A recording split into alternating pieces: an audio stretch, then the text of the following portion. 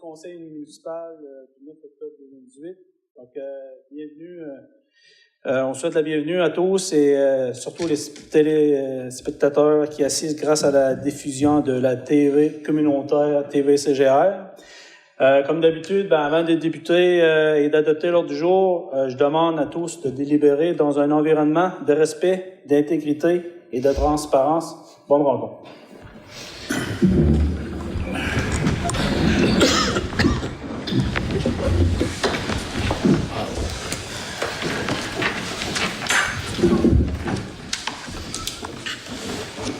Je vais procéder à la lecture de l'ordre du jour. Point 1, adoption de l'ordre du jour. 2, adoption des procès-verbaux des séances du 10 septembre et du 2 octobre 2018 et dispense de lecture. 3, information au conseil et correspondance. 4, tour de table des conseillers. 5, tour de table des officiers. 6, questions aux officiers. 7, directeur financier, compte à payer au 30 septembre 2018. 8, politique familiale, présentation d'un projet dans le cadre du programme de soutien aux politiques familiales municipales 2018-2019. 9, municipalité Amis des aînés, MADA, pas de point à l'ordre du jour. Directeur des loisirs, culture, de la vie communautaire, pas de point à l'ordre du jour. 11, directeur du service incendie, programme d'aide financière pour la formation des pompiers volontaires ou à temps partiel. 12, directeur des travaux publics, c'est M. Moreau qui va discuter des points ce soir. 13, directeur général, adoption du règlement V693-10-18 relatif au code d'éthique et de déontologie des employés municipaux. B, projet de remplacement d'équipement TV-CGR, demande de contribution financière. C, campagne annuelle de financement 2018-2019, la ressource. D, renouvellement d'adhésion 2018-2019, CIRAD. E, renouvellement d'adhésion 2018-2019, TV-CGR. 14, urbanisme. 15, période de questions. 16, levée de la séance. Donc, ça prendrait quelqu'un pour proposer l'adoption de l'ordre du jour. Je propose. Proposé par M. Gaston Leblanc.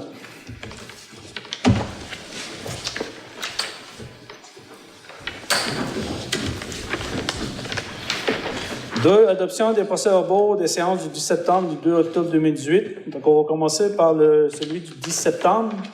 Donc, tout le monde a reçu les PV par courriel. Tout le monde en a pris connaissance. Oui. Est-ce que ça semble conforme? Tout est beau? Oui. Parfait. Donc, on va adopter le procès-verbal du 10 septembre. Je propose. Proposé par Lucie. Nicolas.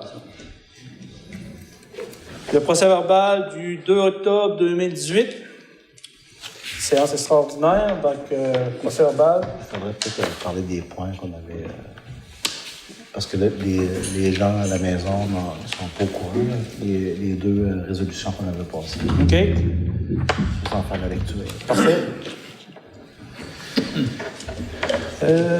Pour celui-là du 9 octobre, tu parles? Vu qu'on a fait en séance extraordinaire.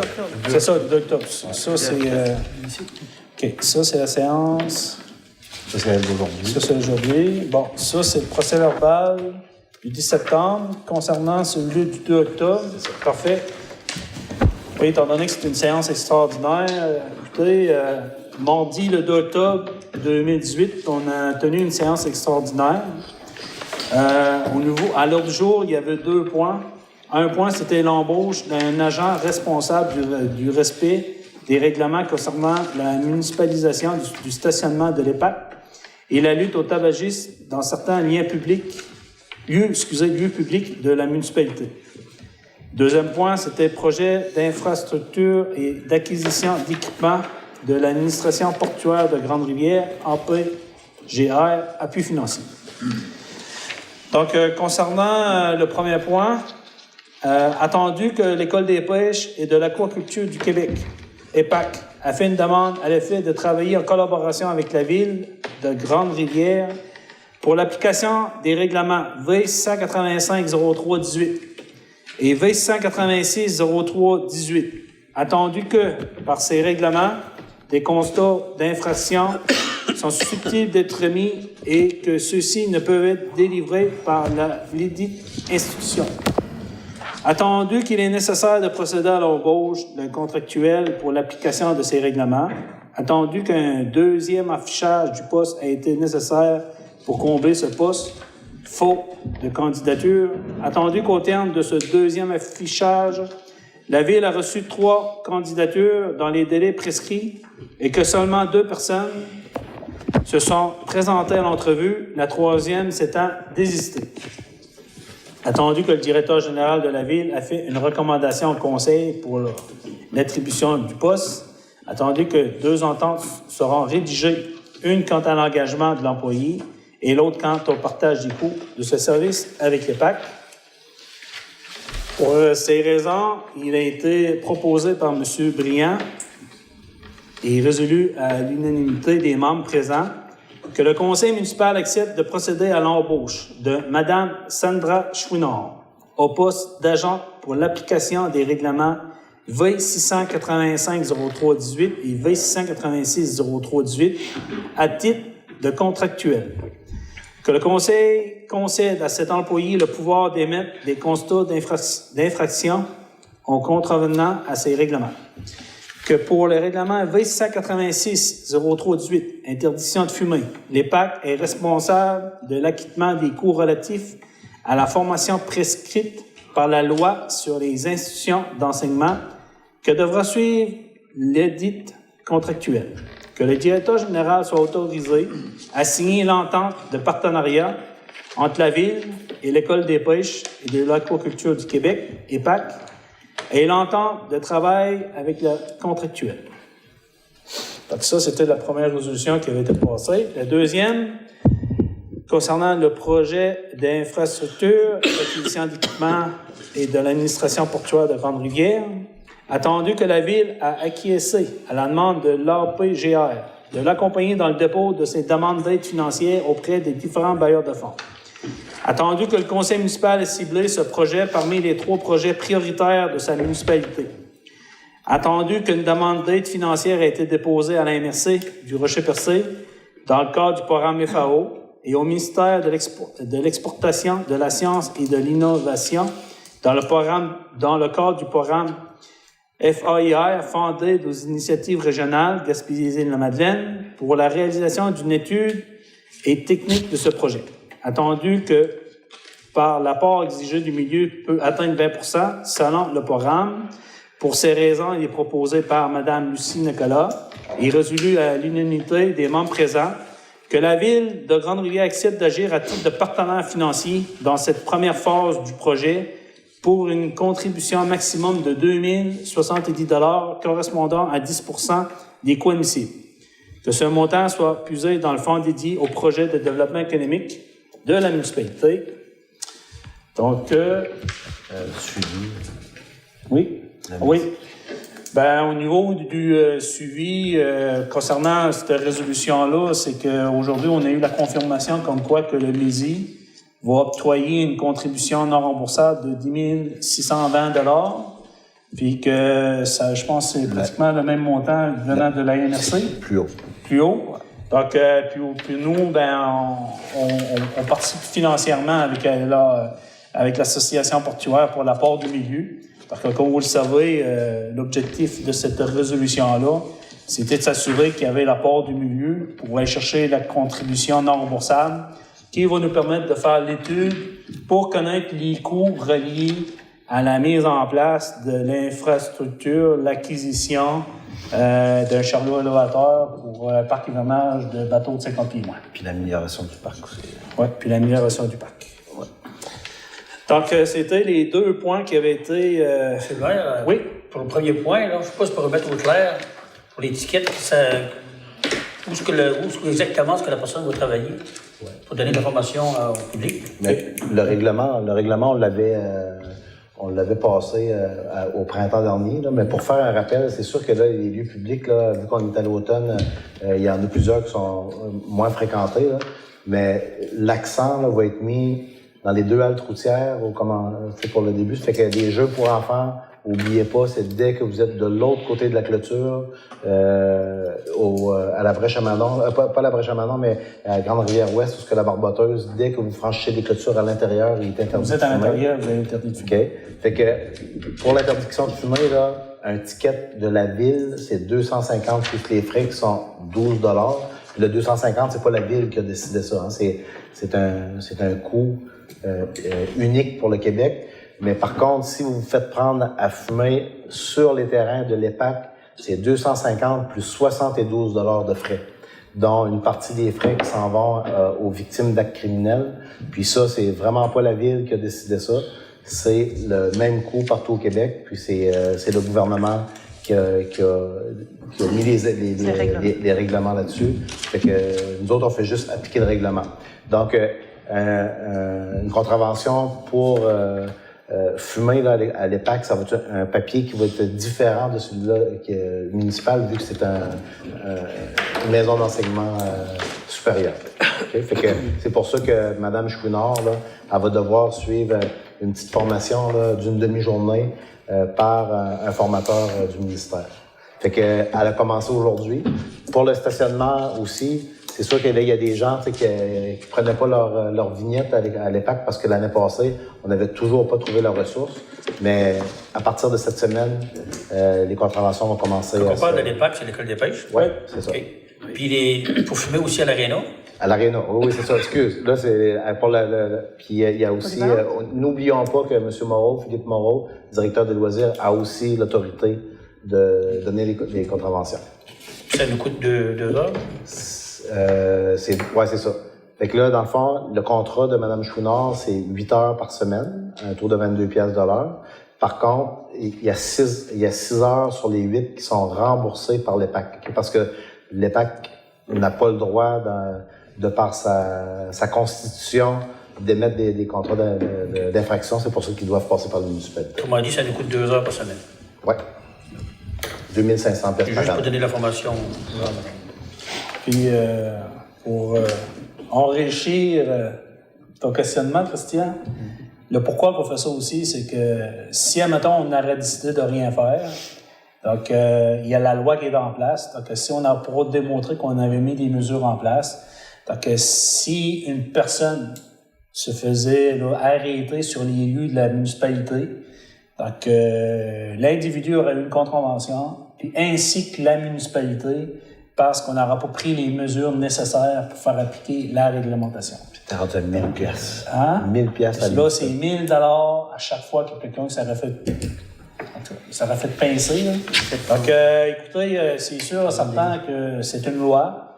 Donc, on était, je pense que le directeur général a été proactif, mais je pense que c'était une bonne action parce que ça vient de montrer comme quoi que si éventuellement il y a des gens qui se font, en tout cas, attraper sur les lieux municipaux, ben, la municipalité a pris ses responsabilités. Déjà. Parfait, M. Moreau? Parfait, M. le maire. Bon. Les gens vont être bien contents, là. Oui, c'est correct. On est là pour ça. Formation et correspondance. Fait que là, on sera rendu... On appelle ça transparence? Oui. Fait que là, on sera rendu information, conseil et correspondance. Bon, tout d'abord, je veux juste informer les gens, comme quoi, que, comme vous le savez, au mois de juillet, on avait passé 3 projets prioritaires de la municipalité. Hein, donc, je vais juste faire un petit suivi. Là, au niveau du réseau d'aqueduc des égouts, concernant la rue du Moulin, Piigny, l'Horizon et Bellevue, ben, cette semaine, j'ai affiché là, sur ma page Facebook de maire, puis avec M. Briand qui est au courant, comme quoi qu'on avait reçu notre accusé de réception que M. Moreau nous a transmis, avec un numéro qui vient vraiment là, démontrer comme quoi que le projet est déposé, qui est à l'étude. Bon. Suite à ce dépôt-là, il y a des gens qui me posent des questions, ben, c'est quand que les travaux vont se faire? Écoutez, là, nous, on a franchi une première étape, c'était de vraiment être en mesure de faire un aperçu avec l'ingénieur, la firme d'ingénierie, pour connaître l'ampleur des travaux. Là, présentement, le projet est déposé.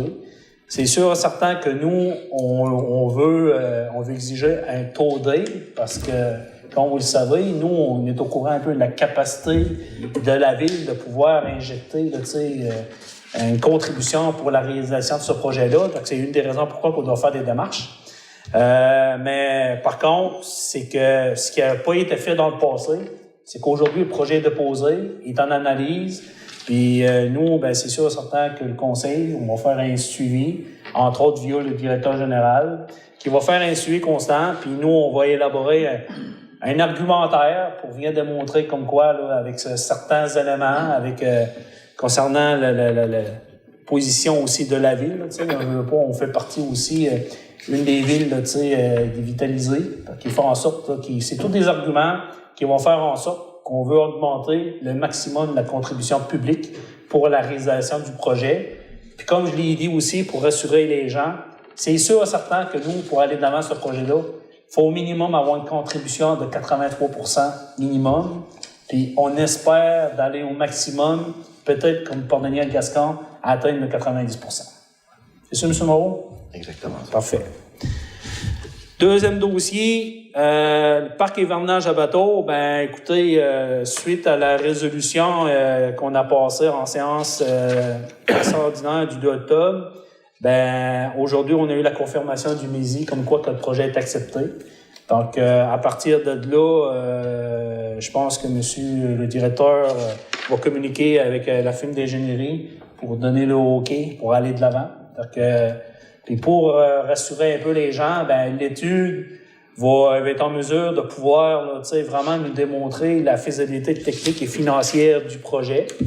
Parce que les projets là, comme ça, ça ne cadre pas nécessairement des programmes réguliers parce qu'il n'y a pas nécessairement de programme adapté pour ça. Par contre, c'est que l'étude qu'on va avoir, ça va vraiment venir exprimer le coût pour la réalisation du projet. Puis nous, on va faire les démarches. On va faire des démarches là, pour attacher le financement. Puis l'objectif qu'on a avec l'association, c'est, dans un monde idéal, c'est qu'à dès l'automne 2019, qu'on soit en mesure de pouvoir là, faire utiliser le parc hivernage à bateau ici, à Grande-Rivière. Troisième dossier, là, l'innovation halieutique de Grande-Rivière, on a eu une présentation avec l'ensemble des partenaires, les directeurs régionaux, au mois de septembre, 6 septembre. Donc, le dossier, là, je pense que les gens là, trouvent que c'est un beau projet très structurant. Donc, présentement, là, suite à la présentation, il a été identifié un peu les actions dans lesquelles on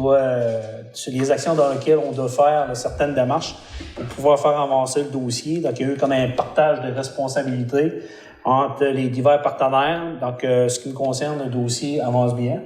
Donc, c'est sûr, certain qu'il y a eu, comme vous le savez, il y a eu des élections. Donc, changement de gouvernement. Changement de gouvernement fait en sorte, mais au niveau politique, là, en tout cas, on va travailler avec le gouvernement qui est en place, puis on va faire en sorte de prioriser ce projet-là, mais on se le cachera pas, là, tout le monde est conscient qu'il y a un besoin, puis présentement, les deux parcs hivernage à bateau, autant qu'à Newport puis à Rive-Nord, sont en pleine capacité. Puis avec ce qui se passe présentement, là, avec au niveau de la capture, ben avec les histoires des glaces, ben je pense que de laisser un peu d'espace disponible au parc hivernage à Newport, ben, ça permettrait peut-être des bateaux du Nouveau-Brunswick de pouvoir venir hiverner ici pour pouvoir débuter la saison plus tôt, parce qu'avec l'histoire des baleines. Ouais. Mais c'est juste pour vous dire que les 3 projets prioritaires de la ville, c'est pas uniquement des projets, c'est pas uniquement des idées. C'est des dossiers concrets, déposés, puis on va de l'avant avec nos projets. L'autre point que je voulais apporter, en tout cas, une préoccupation, comme vous le savez, c'est la période de la chasse. Donc, au niveau municipal, c'est que en tout cas, moi, j'ai fait certaines démarches pour me sécuriser là, un petit peu. Là. Comme vous le savez, là, dans les derniers mois, on a trouvé des dépôts de résidus, de carcasses d'animaux. Puis, donc là, je veux juste sensibiliser là, les chasseurs puis la population. Comme quoi que j'ai communiqué avec le centre de tri, puis on a des dépôts sais, ici, au dépôt, là, au 40, ici, à Grande-Rivière, là, ben, il y aura un conteneur qui sera là, tu sais, spécifiquement, là, tu sais, pour accueillir, tu sais, mettons, tu sais, les carcasses d'animaux. Donc, je demanderai aux gens, tu sais, de collaborer. Donc, ça c'est important. Puis l'autre chose aussi que je voulais vous dire aussi, c'est que on a aussi là une entreprise là, tu sais, qui débite aussi là, tu sais, Monsieur Turcotte, tu sais, qui a une belle installation. Donc, je sais que beaucoup de chasseurs utilisent les installations là, tu sais, pour faire la découpe de la viande. Donc, un service là, professionnel du coin. Donc, je vous dirais même au niveau des résidus, là, tu sais, M. Turcotte a mis des choses en place. Donc, je demande juste aux gens de collaborer pour s'assurer là, tu sais, que les gens, là, tu sais, qu'on retrouve pas, là, mettons, là, que les travaux publics font en sorte que, comme qui s'est passé un peu avec les barreilles, là, tu sais, c'est les employés de la ville. C'est les employés de la ville, c'est des frais supplémentaires. Puis, en tout cas, je veux juste en parler. Je pense que tout le monde comprend. Puis, juste le fait d'en parler. Donc, je veux au moins vous aviser là-dessus. Au niveau de la chasse, on se le cachera pas. On entend beaucoup parler les cas de chasse. Moi, je vous le cacherai pas, quand j'ai été élu maire, tu sais, puis je vous dirais que je pense que à tous les 4 ans, les nouveaux maires, tu sais, on se fait solliciter pour l'histoire de permis, les permis des cas de chasse. Puis on amène ça à la MRC, mais toutes les informations que j'ai, tu sais, c'est des choses les procédures qui sont en place depuis 1980. Et à un moment donné, en 85, ils ont ouvert, je pense, pour donner, tu sais, les gens la possibilité d'avoir des permis. Mais depuis 85, tu sais, il n'y a rien qui a été fait. Puis là, ben, depuis 2010, ben, le ministère, c'est sous sa responsabilité, a comme, en tout cas, depuis 2010, ils ont comme décidé de commencer à identifier les camps dans lesquels on ne veut pas de permis. Puis là, vous savez qu'est-ce qui se passe. Donc, la seule chose que je peux vous dire, c'est que vous le savez, il y a un nouveau gouvernement qui est en place. OK? Donc, peut-être, là, le fait que c'est un nouveau gouvernement, ils vont avoir peut-être une oreille attentive là-dessus. Donc, moi, la seule chose que je peux faire, c'est qu'il y a des citoyens qui sont venus me voir. Donc, à ce niveau-là, moi, ce que je fais, c'est que je vais m'engager, là, tu sais, d'en discuter, là, à la table, conseil des maires, pour voir un peu tout ce qui a été fait, puis essayer de faire une démarche, via peut-être avec la table des préfets aussi, parce que c'est une activité, là, qui est importante. Rentable aussi. Puis, je vous dirais que j'ai consulté plusieurs chasseurs, ils ont comme délaissé là, l'activité de la chasse. Il y en a là, qui ont leur camp, là, ils savent que leur camp, tu sais, faut qu'ils détruisent leur camp, puis ils sont pas intéressés à monter des roulettes. Puis, tu sais, ils commencent à... Donc, j'ai quelques chasseurs cette année qui ont décidé de pas chasser. Puis, tu sais, c'était une activité qui est importante, tu sais. On a des commerçants, tu sais, dans la région qui vendent des produits. Puis, c'était une belle activité touristique. Puis, ça sera peut-être aussi une activité qui permettrait peut-être de diversifier les revenus des MRC. Donc, en tout cas, je voulais juste en dire 5 mots. C'est que je veux juste vous dire que si ça avance pas, c'est pas parce qu'on n'est pas sensibilisé. Mais là, le fait qu'il y ait un effet nouveau, qu'il y ait un nouveau gouvernement qui est en place, ben, on va faire des approches là, pour essayer de sensibiliser là, les élus, que ça serait intéressant là, d'essayer peut-être de mettre quelque chose en place pour régulariser la situation, parce que depuis 85, on parle pratiquement de 35-40 ans, tu sais, qu'il ne s'est rien fait là. Il est retombé 21 millions en 2 semaines. Combien, M. Moreau? 21 millions en 2 semaines en Gaspésie. Bon, ben retombée oui, économique de ça, 21 juste année millions. d'épicerie, la chasse, ça. Ouais. Donc, puis, tu sais, moi, il y a des chasseurs qui sont venus me voir, puis je suis très sensible. Je suis pas un chasseur, mais je peux comprendre les gens, tu sais. Pour eux autres, il y en a qui ont passé leur vie dans le bois. Tu sais, il y en a qui ont des camps, puis comment je pourrais dire, c'est familial, tu sais, c'est de père en fils. C'est comme le deuxième, puis, c'est ça. Puis aujourd'hui, là, il arrive, puis il voit ça, là, tu sais. Donc, en tout cas, c'est juste pour vous dire que je veux juste sécuriser les gens, là. C'est que je vais faire des démarches à la MRC. Je dis pas qu'on va avoir des résultats, mais je profite de l'occasion que c'est un nouveau gouvernement que peut-être qu'il va être un petit peu plus attentif à cette requête-là. Puis, M. le maire, en posant, c'est que t'es chalet dans le bois, c'est pas rien que le temps de chasse. Le monde va là. ça consomme, puis ça dépense. Puis c'est les commerçants qui en bénéficient au bout de la ligne. Oui. Donc, puis le dernier point que je voulais apporter, on a un événement, là, un colloque, forum du patrimoine bâti religieux qui va avoir lieu le vendredi 26 octobre à partir de 9h30 ici à Grande-Rivière.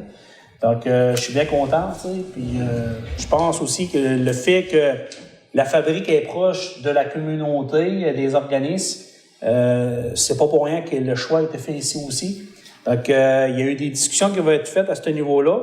Donc, présentement, là, tu sais, au niveau des inscriptions, ce que M. Moreau nous faisait part, c'est qu'il y a toujours possibilité de s'inscrire. Je pense que c'était un coût, de 20 $, puis c'est là la Maison de la Culture.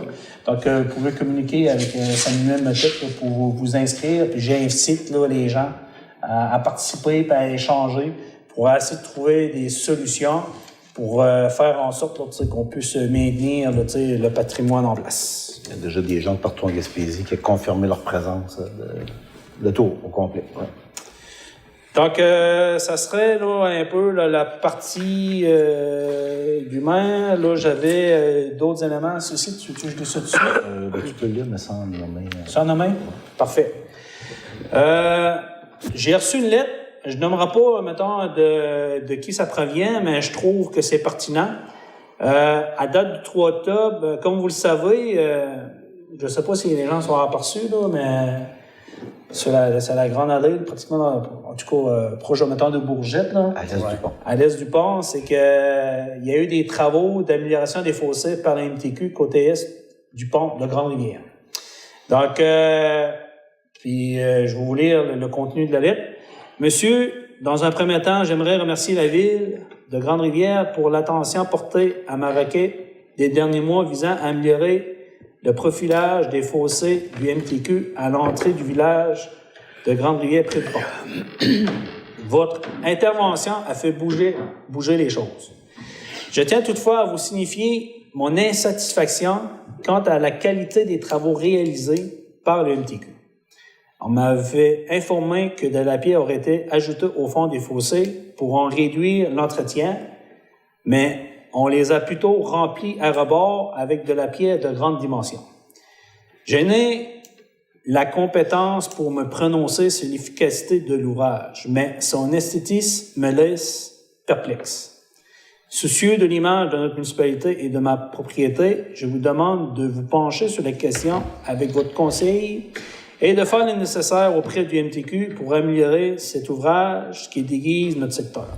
Je vous prie, monsieur, de gré l'expression de mes meilleurs sentiments. Salutations.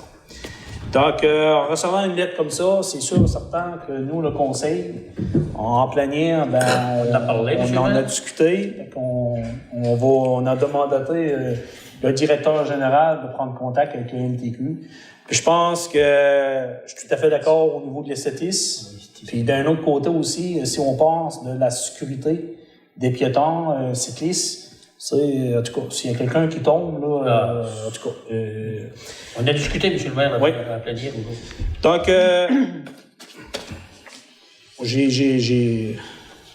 on va prendre action. Donc, concernant les autres dossiers, ça va être... on va en parler tantôt. Dans les deux commandes. Donc là, on sera rendu autour du tour de table par les conseillers. On va commencer avec Valérie. Merci, Monsieur le maire. Bonsoir, tout le monde. Côté comité d'embellissement, ben là, on est en pourparlers, moi et Monsieur Philippe Moreau, avec deux organismes pour faire les décorations. Ça devrait se faire sous peu, ça devrait pas être trop long. Puis pour MADA, ben on attend la confirmation avec Madame Brigitte Paradis, moi et Madame Lucie Nicolas pour la rencontrer, pour mettre le tout en branle, là, pour repartir ça comme à zéro, si on veut. C'est tout, moi, Monsieur le maire. Parfait. Monsieur Moreau? Oui, merci, M. le maire.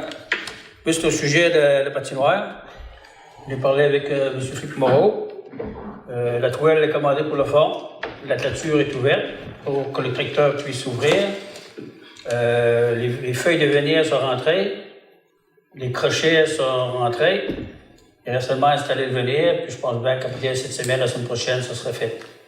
façon, il ne tombera pas de la neige, je pense pas qu'on patine la semaine prochaine. Là.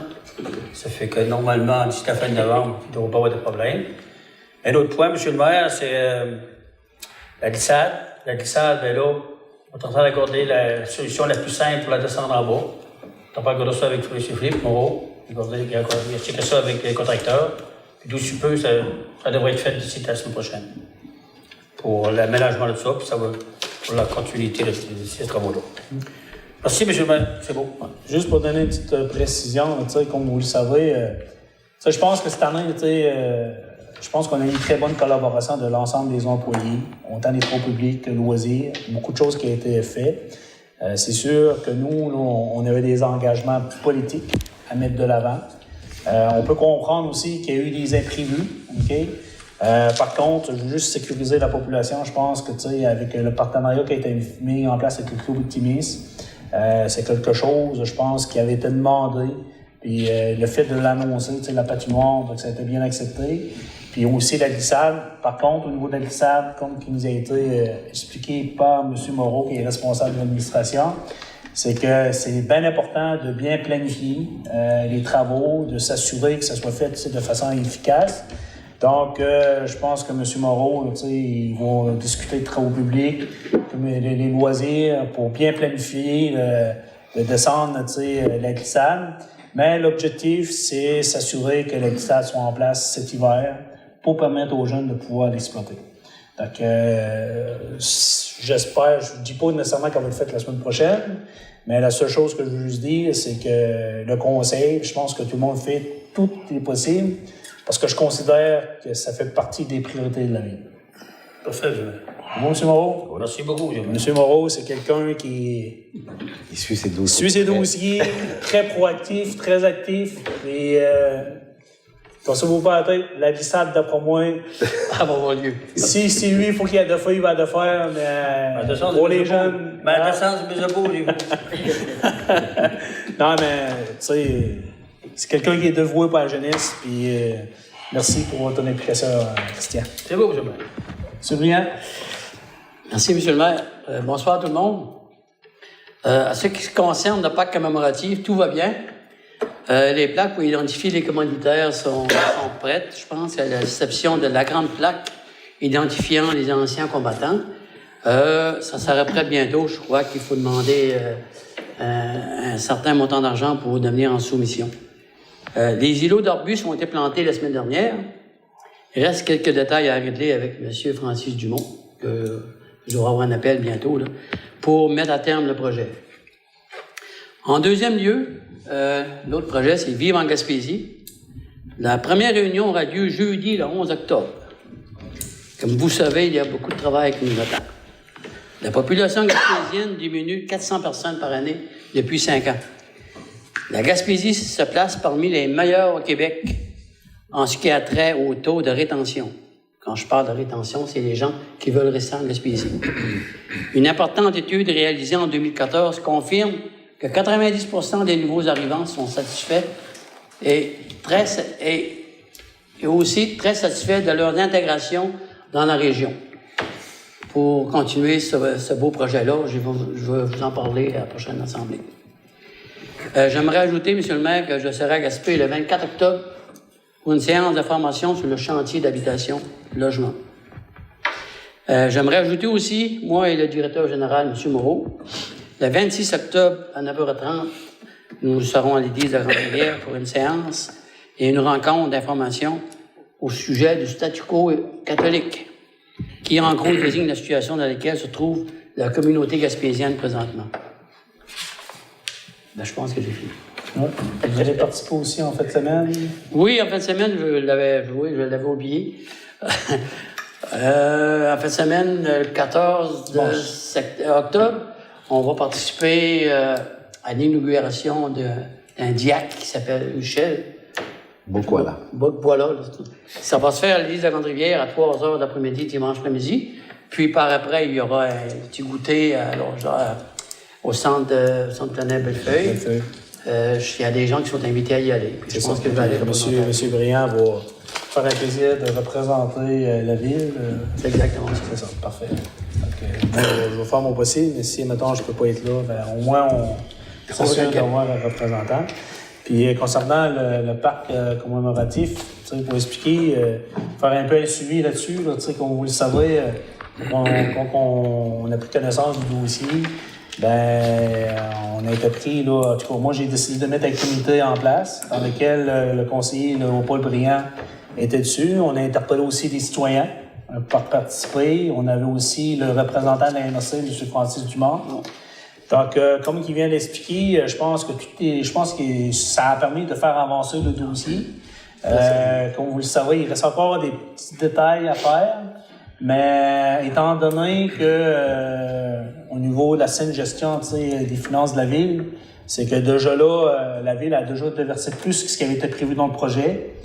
On a ramassé moins de l'argent que ce qui avait été prévu aussi. Donc, puis ça, ben, c'est des coûts qui pas nécessairement des coûts supplémentaires, mais étant donné que la ville a déjà mis plus ce qui était prévu dans le projet, c'est qu'il nous a été proposé de faire une demande d'aide financière pour assumer une partie des coûts. Oui. Donc, c'est ça qu'on a donné comme mandat à M. Moreau de faire la démarche, qui vont nous permettre là, de couvrir une partie des coûts dans lesquels la ville a absorbé de façon supplémentaire. M. Baudin? Oui, un point, Monsieur le maire. C'est samedi le 9 novembre, la Ville de Grande-Rivière, en collaboration avec le service des loisirs, organise un gala reconnaissance des bénévoles. Ça va se faire sous forme de banquet. Tous les organismes de la Ville ont dû avoir reçu, à l'heure où on se parle, une invitation. C'est une belle opportunité que les organismes ont de souligner leurs bénévoles durant l'année. Vous le savez, depuis l'hiver dernier, là, il y a eu beaucoup d'activités qui se sont tenues dans notre communauté. En majeure partie, ces activités se sont concrétisées grâce à la contribution des bénévoles. Donc, on a cru bon là, de faire cette activité pour souligner le travail qui est fait par des bénévoles. On veut que ces activités reviennent encore l'an prochain. Donc, les bénévoles se font de moins en moins rares, sont essoufflés. Donc, c'est une petite marque de reconnaissance. Des fois, une petite tape dans le dos, ça fait du bien. Alors, ça se fait samedi le 9 novembre à la Polyvalente. Ça va être gratuit. Tous les organismes pourront être présents. Vous aurez un petit moment d'avoir la tribune pour souligner un ou deux bénévoles de votre organisme, chacun, à votre façon, sous forme de banquet. Puis, on vous attend en grand nombre. Je pense que ce que Denis apporte comme information, c'est que je sais que dans le passé, il avait déjà organisé un 5 à 7. Oui. Puis que je pense que le comité, là, il a été décidé d'essayer de faire un événement récurrent. C'est vrai, cette année, si on a eu beaucoup d'activités, c'est grâce à la participation des citoyens comme bénévoles. Puis nous, comme la ville partenaire aussi, moi je suis en accord là, avec le fait qu'un événement soit mis en place pour reconnaître l'apport des bénévoles à la municipalité. Donc ça va être un événement aussi qui va permettre aussi aux organismes de présenter aussi l'apport de travail de certains bénévoles, de leur implication, puis d'une reconnaissance de l'organisme vers la personne. T'sais. Donc c'est un bel événement, puis on espère que ça va être un succès. Puis on espère que c'est un événement qui va se faire année par année. On parle beaucoup d'autofinancement. Hein, puis quand on parle d'autofinancement, ben c'est associé beaucoup avec le bénévolat là, dans notre communauté. Donc je pense que c'est important, encore une fois, de faire cette activité-là. Puis le bénévole, ben chaque jour on en fait sans s'en rendre compte. Puis c'est important. Tu dois pas, M. Baudin? Non, c'est tout. Parfait. M. Leblanc? Bonsoir tout le monde. Moi, je voudrais vous parler de la journée du souvenir du 11 novembre. Je vais être en communication avec Chair Nord cette semaine pour essayer à faire une activité ici au début de la journée et après faire l'autre activité à Chair Nord. Ça s'est fait l'année passée et je vais rencontrer le responsable cette semaine, puis on va en discuter et je reviendrai là-dessus à la prochaine réunion. Au parc commémoratif, ça. Ça se déroulerait au parc commémoratif à Grande-Rivière. Puis en même temps, ben moi, je voudrais, comme moi, je suis chasseur, je voudrais souhaiter bonne chasse à tous les chasseurs et chasseuses et la prudence est de mise.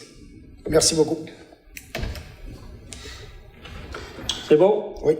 Parles-tu un peu de senior? As-tu parlé? Ben oui, le senior, là, ça va bien.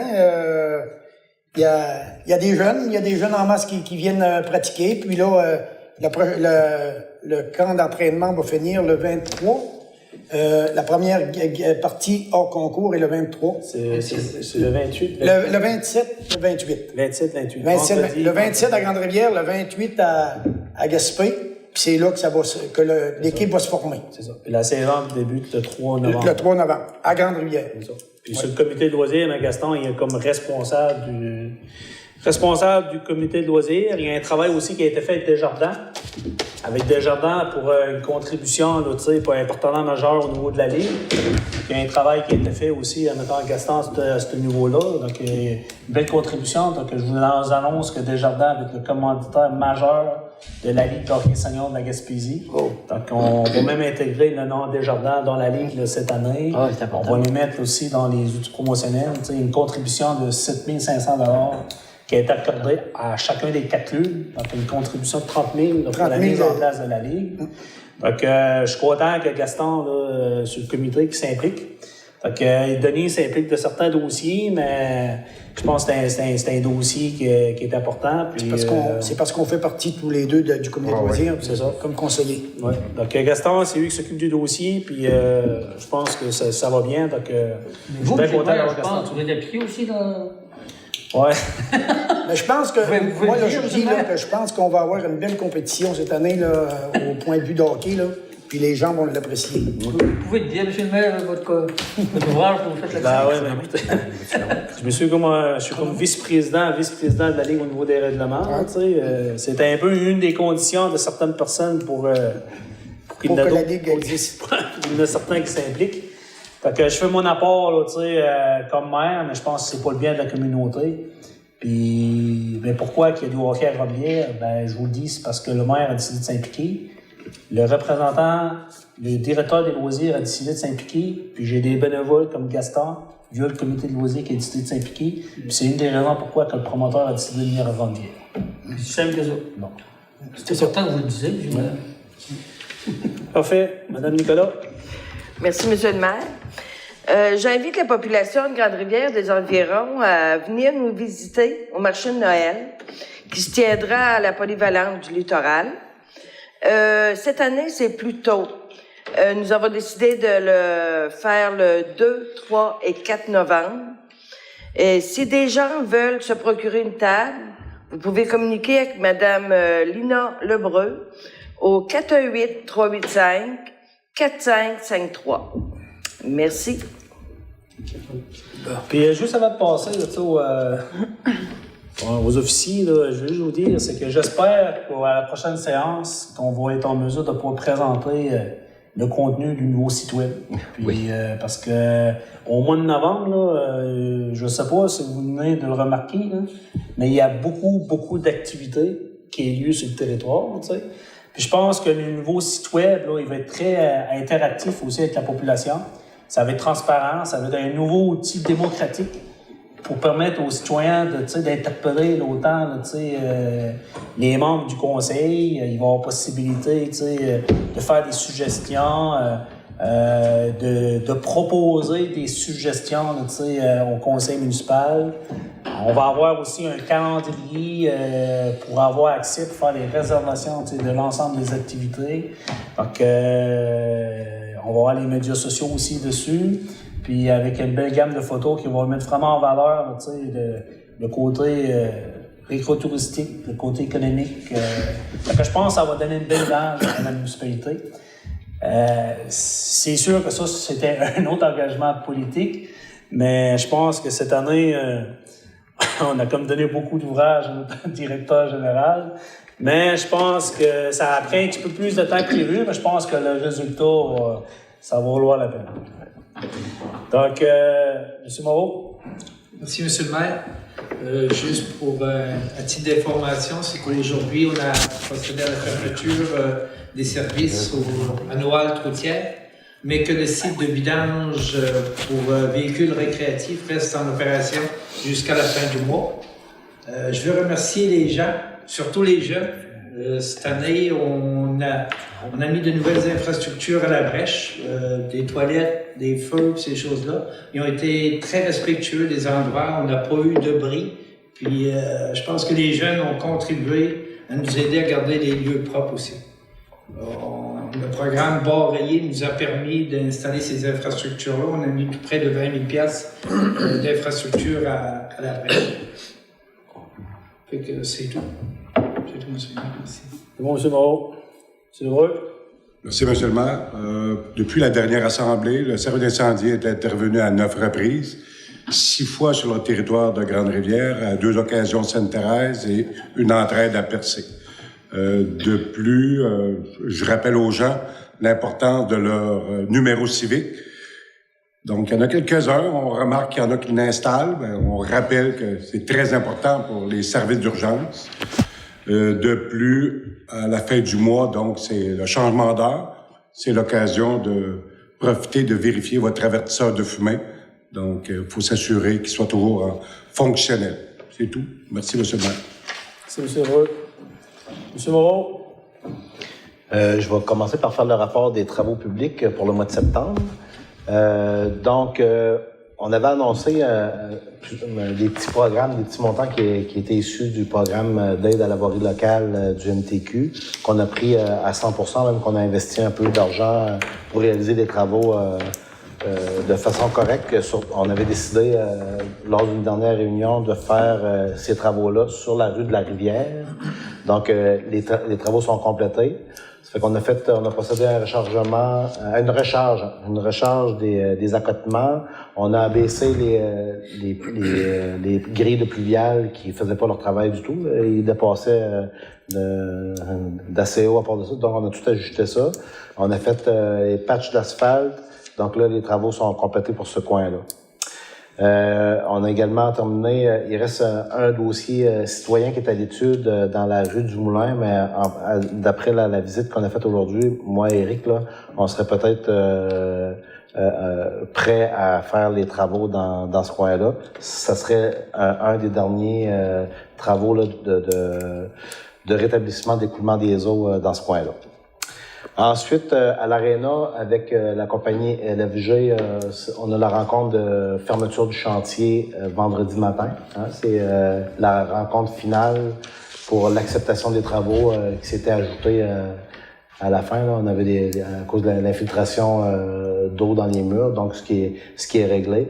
Donc, en compagnie de l'ingénieur au projet, du responsable de projet de la compagnie LFG et de l'architecte, on va faire la tournée des travaux qui ont été effectués avant de signer ces travaux qui montaient à 88 910 $. Ensuite, au niveau des travaux publics, c'est sûr que il y a eu du gros travail qui a été fait cette semaine, donc tout l'hivernement des équipements.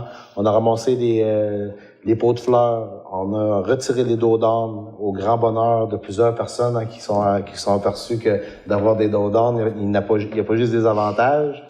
Les gazebos, l'hivernage des tracteurs, donc toute la maintenance, le changement d'huile, nettoyage d'équipements d'été, là. Fait que tout ça a été réalisé au cours de la semaine dernière. On a fait aussi une partie de fossé dans le secteur Petit-Port-Beau.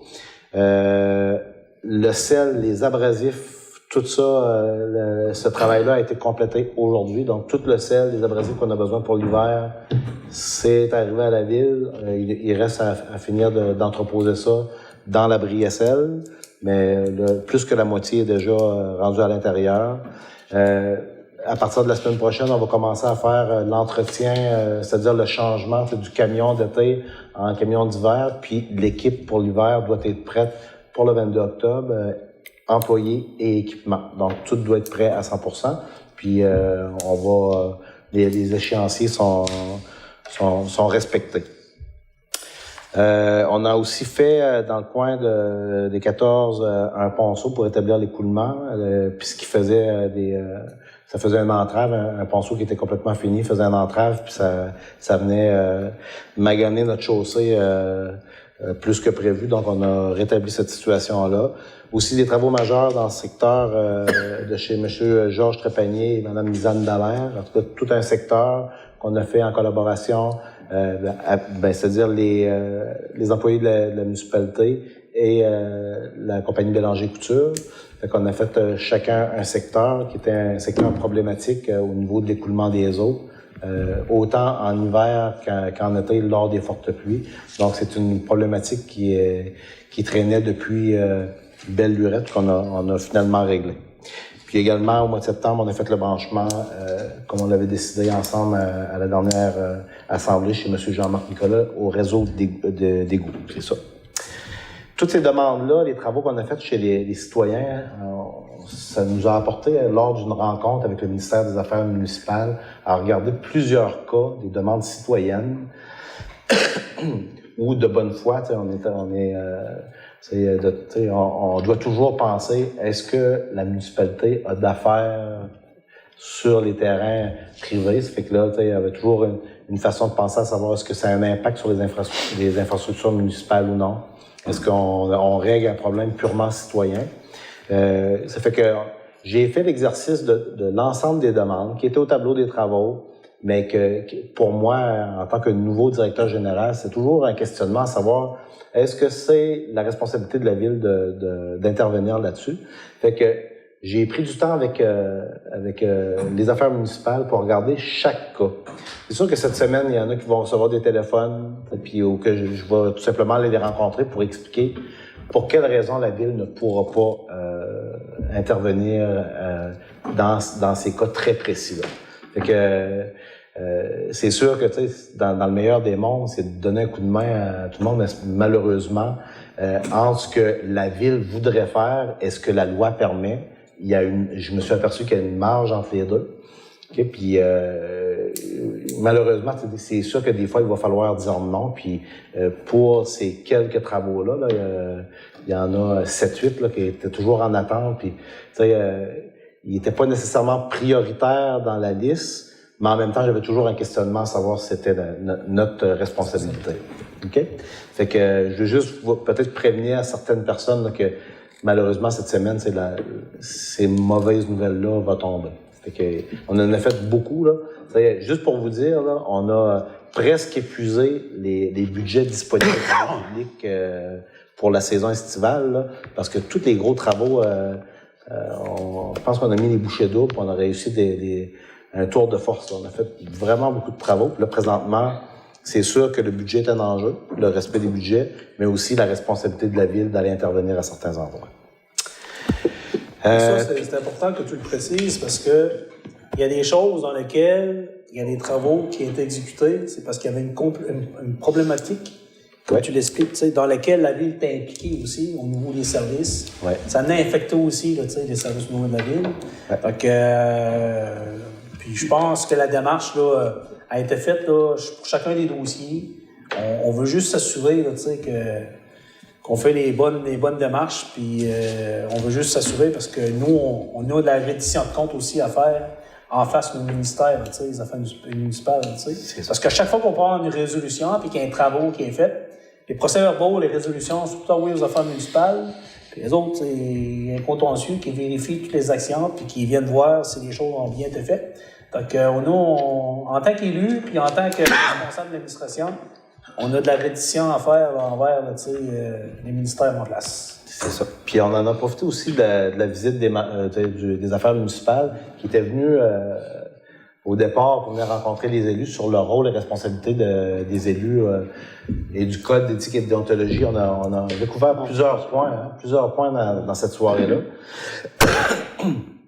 Puis tant qu'à appeler pour les travaux chez les gens, j'en ai profité parce que il y avait plusieurs cas litigieux qui traînaient depuis plusieurs années, plusieurs mois.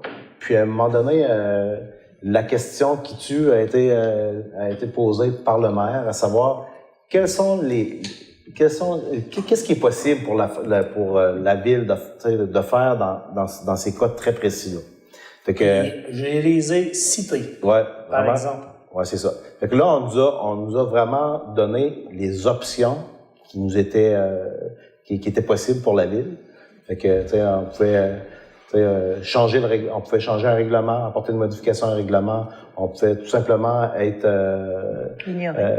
L'ignorer. Ouais, non, pas l'ignorer, mais le tolérer. Mais sauf que, tu sais, avec chaque décision prise... Il y a des conséquences. Il y avait des conséquences. Puis on a pris le temps de prendre les notes là-dessus.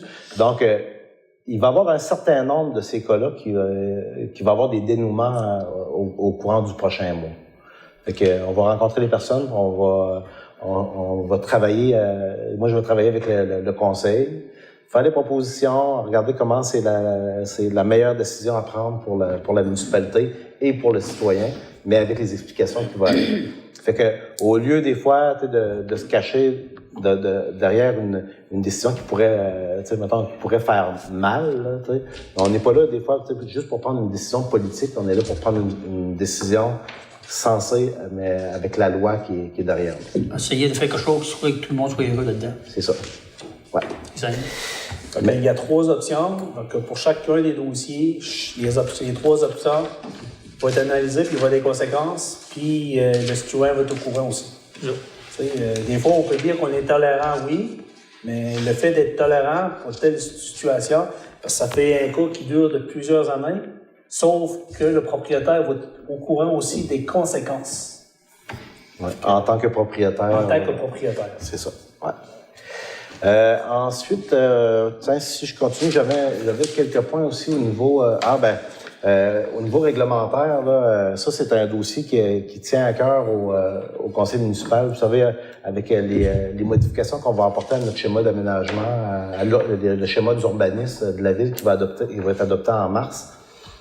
Le développement des secteurs résidentiels, là, ça a toujours été une préoccupation. C'est une préoccupation au niveau du développement économique de notre place. Donc, on a commencé à travailler les incitatifs pour les propriétaires de terrain qui voudraient subdiviser leur terrain pour éventuellement le vendre dans un projet de développement domiciliaire. Fait que je me suis aperçu qu'il y avait plusieurs possibilités dans ces cas-là. Déjà là, on commence à travailler ce dossier-là, puis on dirait que les solutions nous arrivent de tous bords, du côté.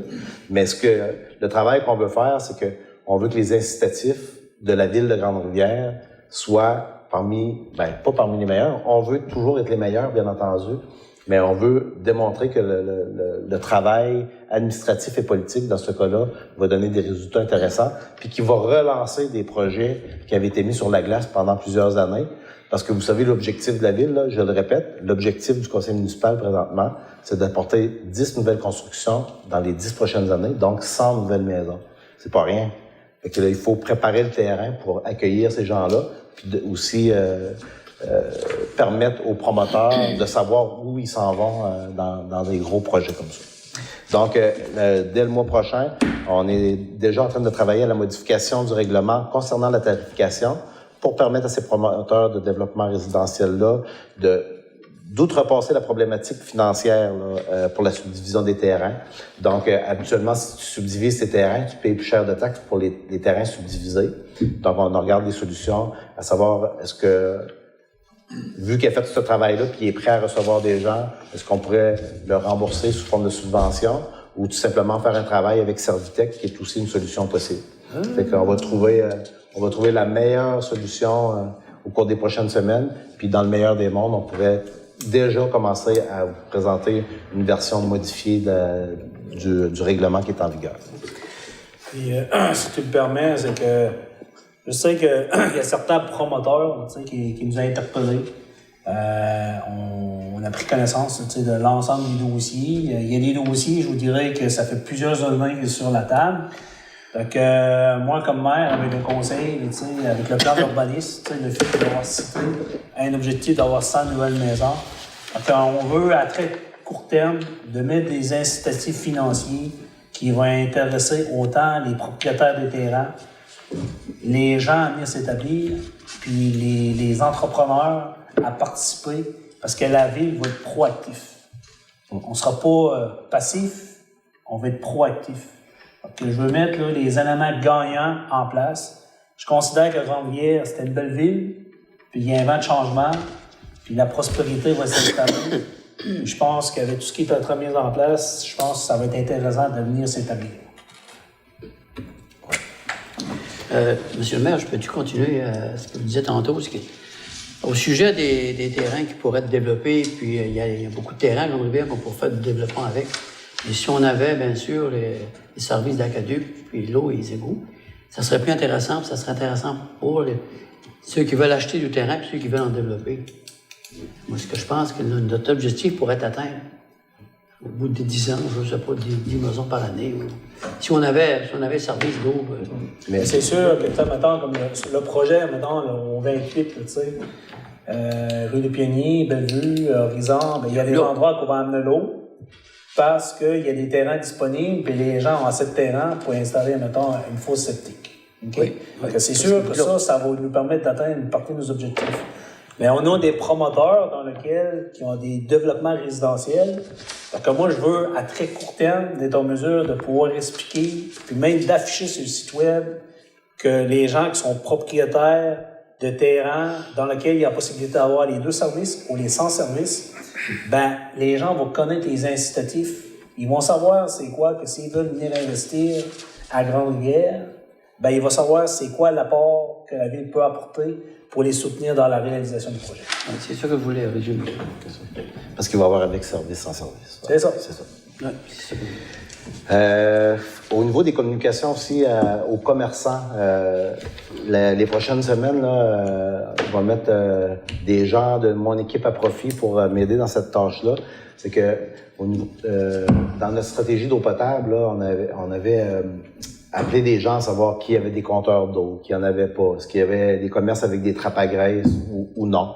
Fait qu'on avait quand même ciblé un certain nombre de personnes. On sait quel commerce a des trappes à graisse ou pas, mais c'est sûr qu'au niveau du réseau des eaux usées, la trappe à graisse, là, il va falloir que tout le monde en installe un.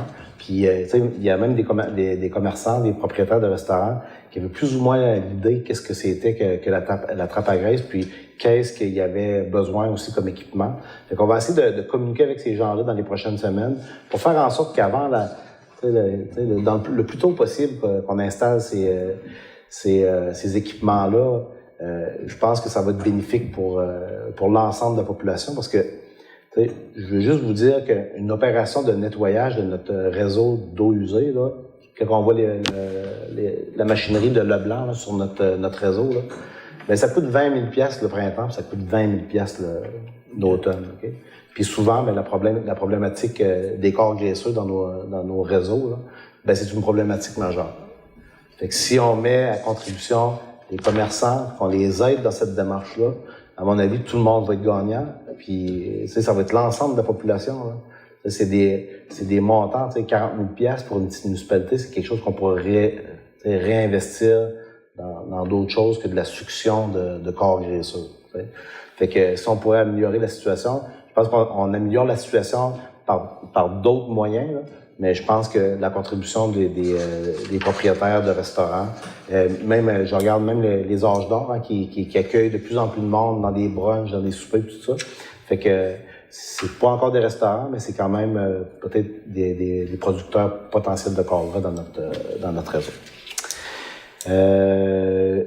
Des médailles pour les chiens. Cette semaine, on avait fait un petit message sur Facebook qui a été super efficace. Il y avait 43 propriétaires de chiens qui n'avaient pas payé leur médaille ou qu'il y avait besoin d'une mise à jour, soit que le chien était décédé en cours de route pendant l'année. Fait que je pense que les gens ont très bien répondu. Merci beaucoup de cette réponse-là. Je pense que ce que de pire comme action pour la municipalité, c'est d'envoyer une contravention pour une médaille de 11 pièces et demi. Puis la contravention était de 75 pièces. Mais la réponse était excellente. Puis Jean-Yves était un petit peu désolé. Là, en bas du compte de taxes, il y avait le troisième compte de taxes. Il avait envoyé les rappels cette semaine. Il y avait un petit message qui disait que les ventes pour taxes étaient pour bientôt, là. Mais ça voulait pas dire qu'en m'envoyant votre avis que votre résidence était à vendre pour taxes, OK? C'était un message général qu'on a la possibilité de mettre puis qu'il imprime sur toutes les factures. Fait qu'il y a des gens qui sont venus à la presse pour venir régler leur compte de taxes cette semaine, pensant que leur résidence était à aller être vendue pour taxes.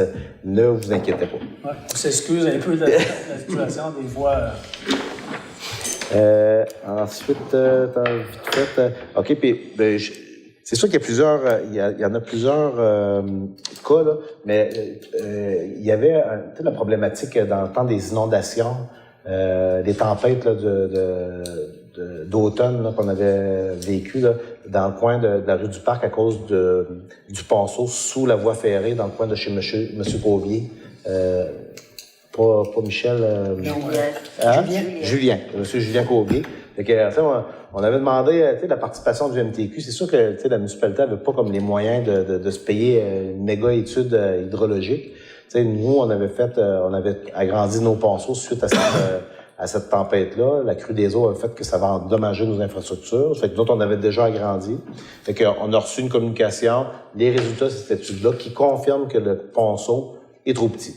Fait que là, la Société de chemin de fer de la Gaspésie devra sous peu agrandir. Par contre, on demande à la Ville de faire nos devoirs, de vérifier est-ce que toutes les infrastructures, autant en aval qu'en amont, sont de la dimension, d'une bonne dimension pour accueillir un ponceau, un nouveau ponceau sous la voie ferrée. Fait que ça, c'est une super de bonne nouvelle, autant pour M. Pauvier que pour la municipalité, parce que ce ponceau de petite dimension-là apportait des problématiques pour l'ensemble d'un secteur, pas juste pour un résident. Fait que je pense que je vais m'arrêter là. Oui? Les travaux en avant. Ah oui, c'est ça. Les travaux. Merci, M. Moreau. Donc, vous savez que c'est sûr que dans l'année, on procède à plusieurs travaux dans le cadre des travaux de rénovation de nos bâtiments, du garage, un changement de châssis, tout ça. C'est dans le cadre de notre budget. Moi, en tant que directeur, je m'assure de la belle apparence, mais aussi ouais, c'est ça. Que les dépenses soient bien affectées pour la ville. Fait que pour un montant, aussi peu que de moins de 4 000 $, on a fait réaliser par nos employés la devanture de l'hôtel de ville. Elle avait besoin d'une petite beauté, une petite cure de rajeunissement. Ce qu'on a fait. Puis vous savez que depuis un peu plus d'1 an, toutes les municipalités du Québec ont le droit de réaliser des travaux de rénovation sur leurs bâtiments par leurs employés. C'est sûr que, en pleine période estivale, je me vois très mal utiliser le personnel des loisirs avec toutes les activités qu'on a sur le terrain. Mais comme la semaine dernière, les activités de l'aréna sont reparties. On avait eu comme un genre de petit slack là, au niveau du travail des employés. Fait que là, j'avais l'opportunité d'utiliser les employés de la ville légalement, là, parce qu'on a reçu la visite de la CCQ. Je ne sais pas si c'est à cause qu'on a eu des plaintes, mais j'avais pris pourtant le temps d'informer les contracteurs. Puis c'est pas quelque chose qu'on va faire de façon systématique. Okay? On va y penser de façon systématique parce que je pense pas que de refaire une devanture, ça pourrait coûter aussi peu que 3 800 $ en passant par une compagnie de construction. Par contre, cette année, je pense que nos finances motivaient ce genre de décision-là, comme ils ont motivé l'opportunité qu'on a eue de faire 2 soumissions pour changer une couverture, par exemple.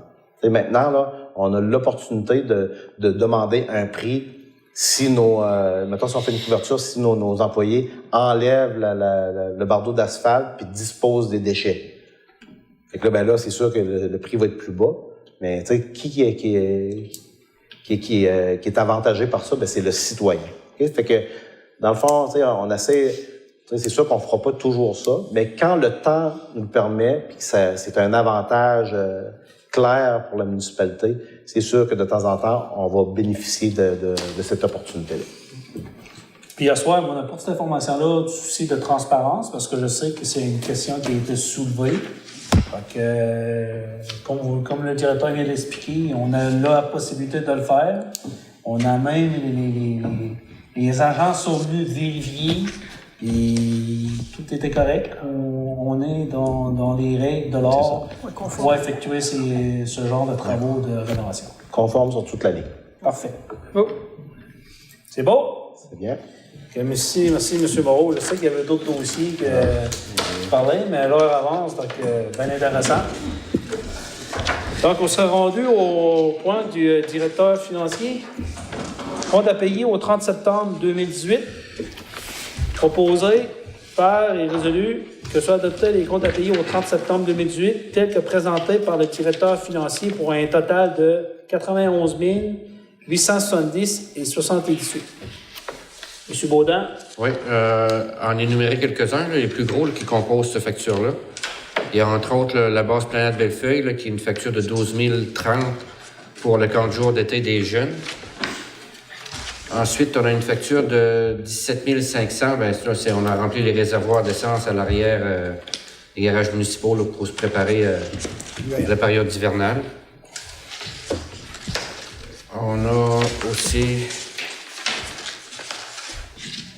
une facture de 11 400 qui était la réparation de la toiture du garage municipal. On a une autre facture de 16 700 qui est pour la MRC du Rocher-Percé, c'est la tenue à jour de l'évaluation du rôle municipal. Entre autres, là, c'est les plus grosses factures, puis les autres, là, c'est toujours des factures du fonctionnement. Là. Alors, j'en ferai proposition, M. le maire. Proposition. C'est proposé par M. de Baudin. Est-ce que tout le monde est en accord? Oui. Oui. Parfait. Je profite de l'occasion aussi pour dire, là, avec Jacques, là, on travaille, là, comme vous le savez, il y avait la stratégie d'investissement que Raymond Chabot-Thornton. Je pense qu'on va avoir le rapport bientôt. On attendait certaines informations avec... J'ai reçu des nouvelles de ça du MTQ. Oui, pour connaître un peu la part de mise de fonds pour les rénovations au niveau des projets, au niveau de l'asphaltage. Il y a une participation de la ville, donc on voulait savoir un peu c'était quoi notre participation, pouvoir l'intégrer. Puis je profite de l'occasion aussi pour dire, c'est qu'on a mis un nouveau mécanisme en place avec Jacques. Donc en gros, c'est que dorénavant, maintenant, chaque directeur soumet un peu là, un rapport budget des frais encourus sur leur budget mensuellement. Donc ça nous permet de voir visuellement ce qu'on est rendu au niveau pourcentage de nos budgets. Puis il y a un exercice supplémentaire qui est fait avec Jacques, donc entre autres en date du 30 septembre, pour faire un peu là, une analyse des coûts engagés des 9 premiers mois du budget. Pour, comme vous le savez, des fois il y a des revenus imprévus qui étaient prévus mais qui ne rentrent pas. Mais au niveau des dépenses, je pense qu'on a un moyen qu'on peut faire une municipalité, c'est contrôler les dépenses. Donc c'est sûr et certain que des fois il y a des surprises, mais l'objectif c'est faire en sorte, c'est de respecter les budgets qui ont été adoptés. Donc, il y a un travail qui est fait à ce niveau-là, puis à partir du travail qui est fait, mais nous, comme conseil, via le directeur administratif, bien, on met les mesures là, correctives en place pour s'assurer de faire une saine gestion des finances publiques de la ville. Assurer un meilleur suivi. Oui. Donc, c'est juste pour vous dire que quand on parle de directeur financier, c'est pas juste le fait de présenter les comptes fournisseurs pour vous dire, tu sais, il y a un autre travail en amont qui est fait, puis il y a une réflexion qui est faite. Puis je pense, là, tu sais, c'est un autre travail qui est mis en place. Ça va vraiment nous aider et nous orienter de s'assurer de faire une bonne et une saine gestion des finances de la ville. 9h moins quart. Oui, 9h moins quart. Donc, on va lever la séance pour passer à la période des questions. Donc, ça prendrait quelqu'un proposer. Valérie? Donc, étant donné qu'il n'y a personne, donc, il faudrait quelqu'un qui propose pour un retour à la séance. M. Moreau? Christian? Oui. Donc, on sera rendu au point 8, politique familiale. A.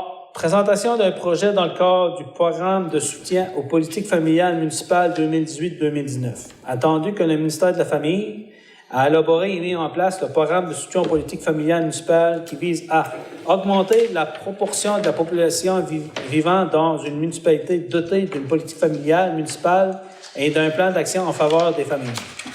Appuyer les municipalités qui ont adopté une politique familiale et qui souhaitent la mettre à jour. Attendu que la Ville de Grande-Rivière a présenté en 2018-2019 une demande d'appui financier admissible pour l'élaboration d'une politique familiale dans le cadre du programme de soutien aux politiques familiales municipales. Attendu que la Ville de Grande-Rivière désire toujours participer au programme de soutien aux politiques familiales municipales en 2018-2019. Pour ces raisons, il est dûment proposé et résolu que M. Philippe Moreau, directeur des loisirs, de la culture et de la vie communautaire, soit autorisé à signer, au nom de la Ville de Grande-Rivière, tous les documents relatifs au projet présenté dans le cadre du programme de soutien aux politiques familiales municipales 2018-2019, que le conseil municipal confirme que Mesdames Lucie Nicolas et Valérie Longelier soient les élus responsables des questions familiales. Je propose. Proposé par M. Baudin.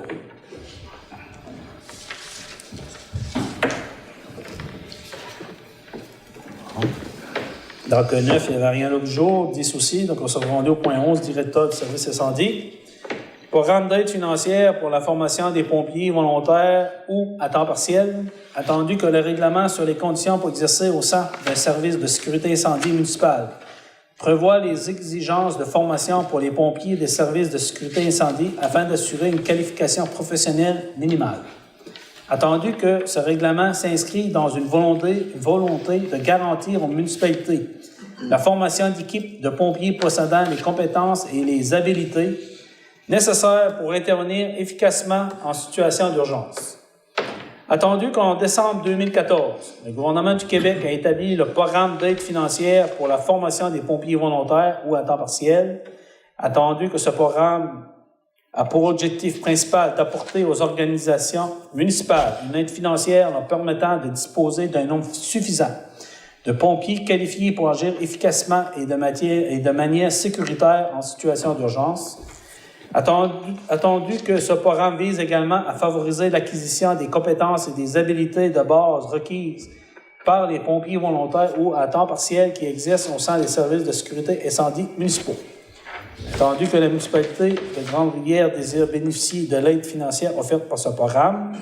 Attendu que la municipalité de Grande-Rivière prévoit la formation de 2 pompiers au cours de la prochaine année pour répondre efficacement et de manière sécuritaire à des situations d'urgence sur son territoire. Attendu que la municipalité doit transmettre sa demande au ministère de la Sécurité publique par l'intermédiaire de l'AMRC du Rocher-Percé en conformité avec l'article 6 du programme. Il est dûment proposé et résolu qu'une demande d'aide financière soit présentée dans le cadre du programme d'aide financière pour la formation des pompiers volontaires ou à temps partiel au ministère de la Sécurité publique et que copie de cette demande soit transmise à l'AMRC du Rocher-Percé. Je propose. Proposé par M. Leblanc. Il n'y a pas vraiment le montant, c'est en fonction dans le volet qu'on va présenter. Celui-là, c'est le volet 1, ça donne environ 1400 $ par pompier qui complète la formation. Okay. Si elle ne complète pas, on perd la subvention. Il y a d'autres volets pour des formations, des spécialités, comme on est en train de faire présentement, opérateur d'autopompe, et ainsi que matière dangereuse d'opération. Ça, c'est d'autres volets. Ils subventionnent aussi. OK, parfait. Très bon montant. C'est une enveloppe de 4 millions. On va recevoir 1400 pièces par pompier qui complète. Si aussitôt qu'on complété, ça, c'est versé automatique. C'est beau. À 100%. À 100%. 100%? Environ 100%. Il y a quelques frais qu'on absorbe, mais OK. c'est bon. Parfait. Donc, tout le monde est en accord avec ça? Oui. Parfait. Proposé par Gaston. Directeur travaux publics, directeur général.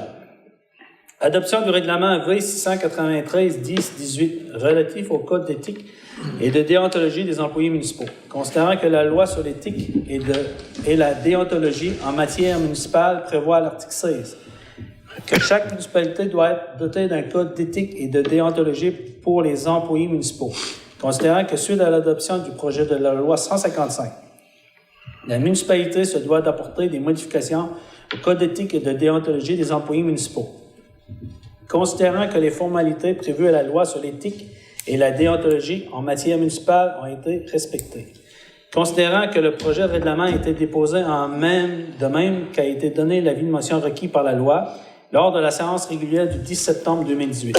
En conséquence, Il est dûment proposé par et résolu que le Conseil municipal adopte le règlement V693-10-18 relatif au code d'éthique et de déontologie des employés municipaux de la ville de Grande-Rivière tel que présenté.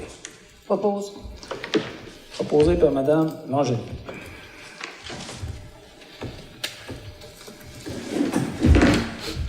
Je pense que ce point-là, Ken, tu peux peut-être apporter une petite précision. Je pense qu'au niveau de la région, je pense qu'on a une des municipalités qui est plus... Ouais, ben, c'est-à-dire qu'on s'est beaucoup avancé dans...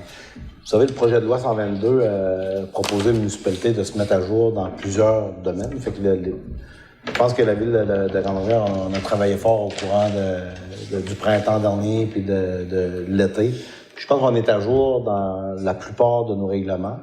Là, c'est sûr qu'il y a le projet de loi 155 qui venait préciser certains règlements qu'on avait mis à jour. Donc, on va avoir une deuxième mise à jour. Ça va être des mises à jour assez mineures. Le code d'éthique, si vous vous en souvenez, on avait adopté un nouveau qui était beaucoup plus complet, où on avait mis l'emphase sur le conflit d'intérêts. Là, maintenant, il y avait une formule qui avait été présentée par le gouvernement du Québec où il y avait des informations minimum que chaque municipalité devait doter. Fait que là, nous autres, on l'a mis aux couleurs de la ville de Grande-Rivière. On avait présenté le projet. Ce soir, on l'adopte. Puis, plus que ça, nos employés ont déjà tous été rencontrés. Bien, c'est-à-dire qu'il reste quelques petits absents. Puis, je pense que on va prendre nos responsabilités aussi en rencontrant l'ensemble de l'équipe des pompiers volontaires qui, c'est des employés de la ville à même titre que les autres. Il y a un chèque de paye de la ville de Grande-Rivière.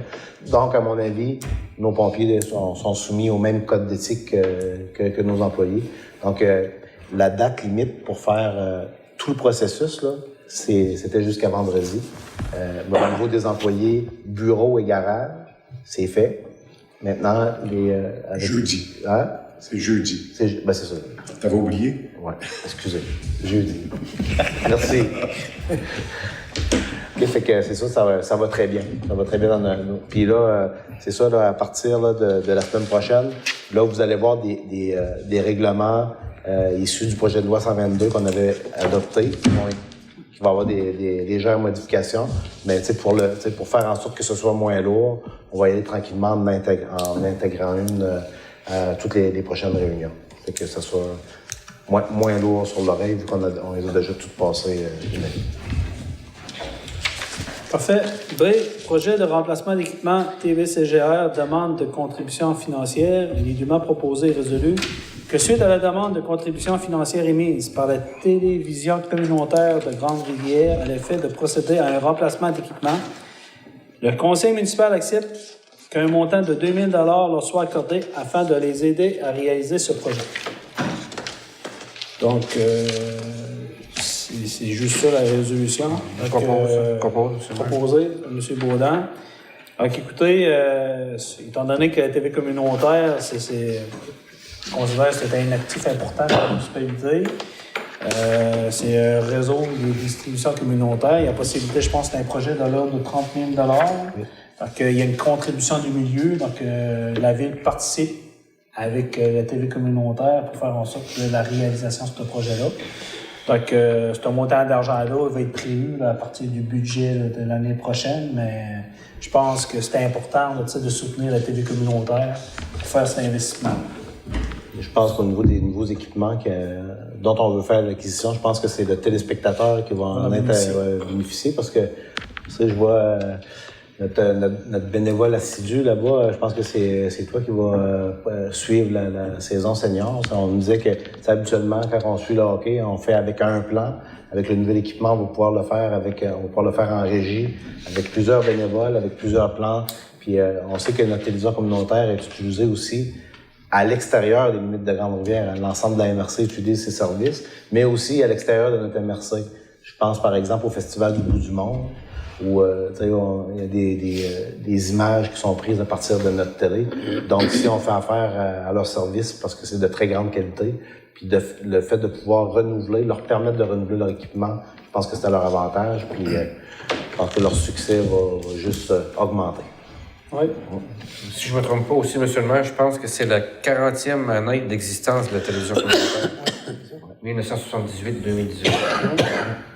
C'était un beau cadeau. C'est quand même pas rien, 40 ans. Ouais. Parfait. C'est campagne annuelle de financement 2018-2019. La ressource est dûment proposée et résolue que le conseil municipal accepte de verser un montant de 25 $ à la ressource dans le cadre de leur campagne annuelle de financement 2018-2019. Ça, c'est parce que ce montant-là ne faisait pas partie de notre liste. Il n'était pas dans la liste, non. Mais Hein? Il était la liste qu'on avait tous les ans. Oui. Dans celui-là. OK. L'an passé, il avait été demandé? Oui, il était à tous les ans, il est demandé. OK. c'était-tu les loisirs qu'il avait? Il était dans la liste des loisirs ou... Non, la liste de dons. Okay. C'est dans la liste de dons. OK, Oui. c'est bon. Ah, c'est parce que je pose juste la question, pourquoi il est là-dessus? Parce qu'on avait comme une liste de dons qu'on avait comme passé au début de l'année. Ah oui. Puis là, je pensais qu'il... Si c'est là-dessus, c'est parce qu'on... On va voter 25$ sur le budget des loisirs. Donc, proposé par Gaston, c'est le blanc. Tout le monde est d'accord avec ça? Oui.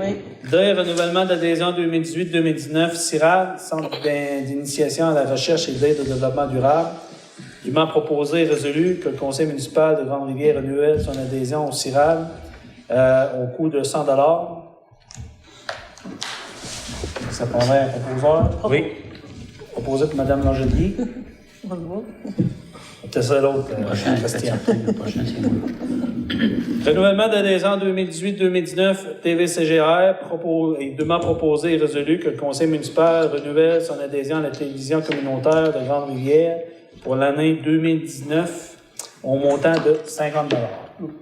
Proposé par M. Briand. T'avais promis. Donc, au niveau d'urbanisme, rien. La période de questions, on l'a fait tantôt. Donc, ça me prendrait quelqu'un pour proposer la levée de la séance. Monsieur Briand. Deuxième fois.